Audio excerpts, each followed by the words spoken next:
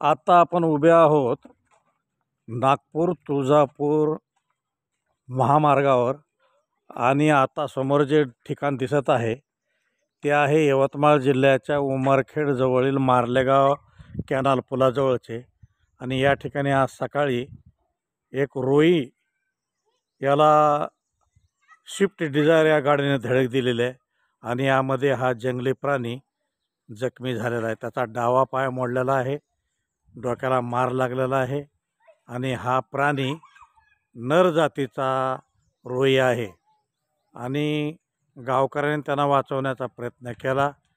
Swift Dzire गाडीला धरले, परंतु काही पोलीस कर्मचाऱ्यांनी या ठिकाणी येऊन स्विफ्ट गाडीला जाऊ दिले अर्थपूर्ण सहाय्यातून, अशी या ठिकाणी चर्चा ऐकायला मिळाली।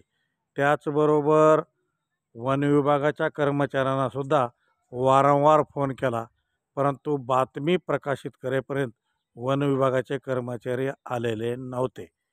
मी स्वतः डॉक्टर आंबेजोगाईकर यांनी वन परिक्षेत्र अधिकारी पांडे यांना फोन करून याबद्दलची माहिती दिली आणि ते कर्मचारी येत असल्याचे कळते।